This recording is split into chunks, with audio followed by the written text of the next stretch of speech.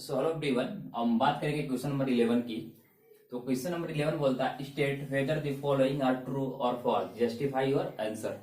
तो ये बहुत ही कॉन्सेप्चुअल क्वेश्चन है, इसको हम अच्छे से करेंगे। अब देखिए हम बात करेंगे सबसे पहले क्वेश्चन नंबर 5 की। क्यों? क्योंकि स्पेस कम है। तो देखो क्वेश्चन नंबर 5 बोलता है sine theta equal to 4/3 for some angle of theta. ये क्वेश्चन है। तो अब देखो सबसे पहले आप बनाओ एक ट्रायंगल, राइट। हमने एक ट्रायंगल बना दिया और इस एंगल को हमने बोला थीटा, ठीक है। अब ए है, दिस इज बी, ये राइट एंगल है और ये हो गया सी। आपको मालूम है साइन थीटा जो होता है, साइन थीटा होगा परपेंडिकुलर अपॉन हाइपोटेनस, ठीक है। अगर आप इसके अनुसार आप जाते हो तो आपको मिलेगा, देखो साइन थीटा परपेंडिकुलर तो हो गया 4, हाइपोटेनस हो गया 3।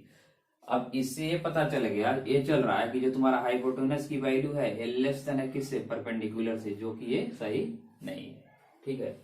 और एक बात आप ये और भी नोटिस कर सकते हो, जो साइन थीटा की वैल्यू होगी, इधर देखो साइन थीटा होगा परपेंडिकुलर अपॉन हाइपोटेनस होगा, ठीक है। इट मीन्स जो हाइपोटेनस की वैल्यू है हमेशा परपेंडिकुलर से क्या होगा, अधिक होगा। तो साइन थीटा की जो वैल्यू होगी वो होगी लेस देन 1 होगी, लेस देन 1 होगा।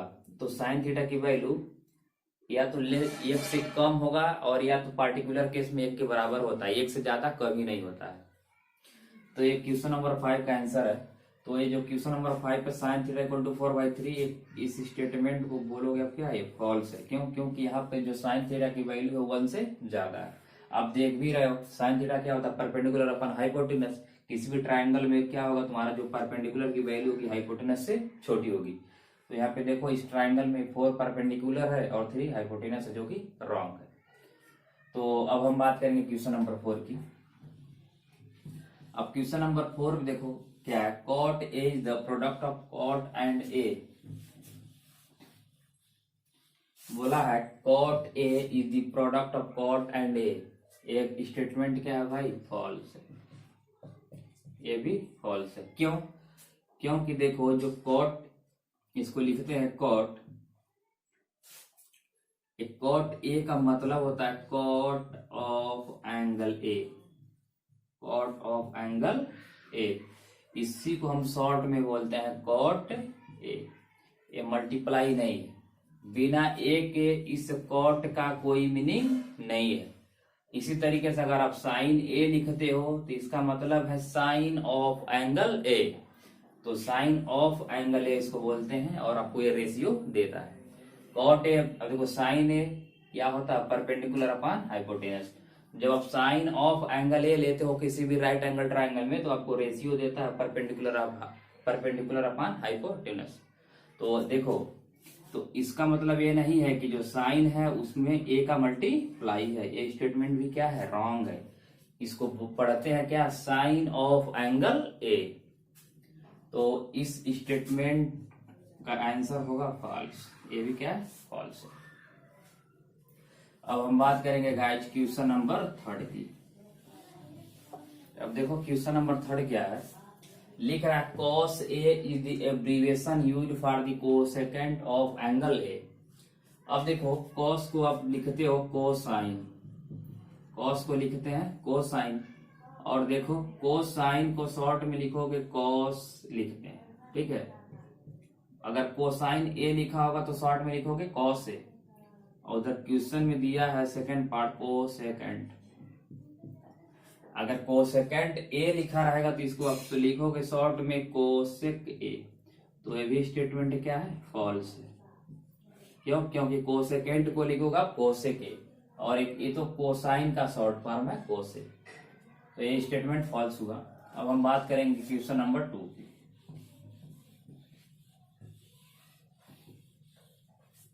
अब देखो क्वेश्चन नंबर 2 क्या है, sec A equal to 12/5, sec equal to 12/5। अब बना लो triangle, suppose this is A B C, हो गया।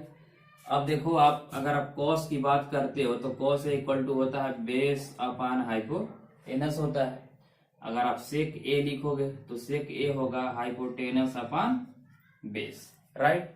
अब देखो जो हाइपोटेनस है इसकी वैल्यू ऑलवेज बेस से भी ज्यादा होगा और परपेंडिकुलर से भी ज्यादा होगा। तो यहाँ पे देखो सेक ए की जो वैल्यू आ रही है मोर देन 1 आ रही है, ठीक है। तो इसका मतलब है कि जो स्टेटमेंट है ये क्या है, ट्रू है। क्यों? क्योंकि सेक ए की वैल्यू 1 से ज्यादा हो सकती है। ये मान लो एंगल तुम्हारा ए। अगर आप इसको लिखते हो तो इसको आप लिखोगे 12 लिखोगे, देखो 12 बेस क्या हो जाएगा 5। बीसी अगर आप निकालना चाहते हो तो देखो 12 का स्क्वायर, 12 का स्क्वायर माइनस 5 का स्क्वायर, तो हो जाएगा 144 माइनस 25, तो 9 119। ये पाइथागोरस थ्योरम को भी क्या करता है, वैलिडेट करता है। तो स्टेटमेंट 2 तुम्हारा करेक्ट है। अब हम बात करेंगे क्वेश्चन नंबर 1 की। अब देखो गाइस क्वेश्चन नंबर 1 क्या है, the value of tan a is always less than 1। इसको हमको प्रूव करना है।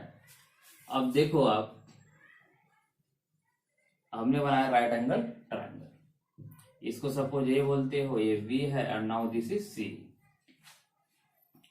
अब आपको मालूम है tan a इक्वल टू होगा परपेंडिकुलर बाई बेस, ठीक है।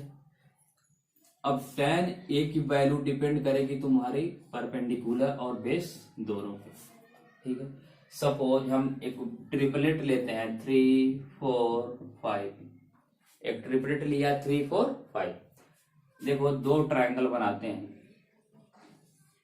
देखो ये तो हाइपोटेनस 5 है, इधर भी हाइपोटेनस क्या है 5 है। हमने दो ट्रायंगल में इसको 5 लिया, इसको 5 लिया। सपोज ये D है, दिस इज E है और दिस इज A। इसको एंगल थीटा बोल दो, इसको भी क्या बोलो थीटा। अगर इस केस में आप इसको 5 लेते हो, सपोज मैं इसको 4 ले रहा हूं और इसको 3 लिया, इस वाले केस में इसको 4 लिया और इसको 3 लिया, ठीक है। अब देखो इसको अगर इस ट्रायंगल में, in triangle ABC, in triangle ABC अगर आप tan थीटा की बात करोगे तो पाओगे आप देखो 4/3, tan थीटा की वैल्यू पाओगे 4/3। तो यहाँ पे जो tan थीटा की वैल्यू आ रही है दिस इज मोर देन 1। और इस केस में अगर आप देखो tan थीटा की वैल्यू हो जाएगी तुम्हारी 3/4। यहाँ पे tan थीटा की वैल्यू क्या है, लेस देन 1। तो जो tan थीटा की वैल्यू है वो डिपेंड करेगी किस पे, परपेंडिकुलर और बेस दोनों पे।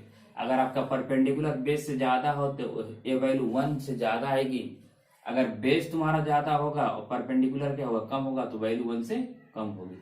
तो ए स्टेटमेंट क्या है भाई, फॉल्स है। तो हमने इस दो एग्जांपल से समझ भी लिया। अगर आपको देखो अगर P वाली वैल्यू क्या है, ए वैल्यू ज्यादा है तो 1 से ज्यादा आएगी वैल्यू। अगर बेस की वैल्यू क्या है, ज्यादा है तो 1 से कम आएगी। तो गाइस ये हमारा एक्सरसाइज 8.1 खत्म होता है। अब हम आगे बात करेंगे एक्सरसाइज 8.2 की। तब तक के लिए bye bye and take care.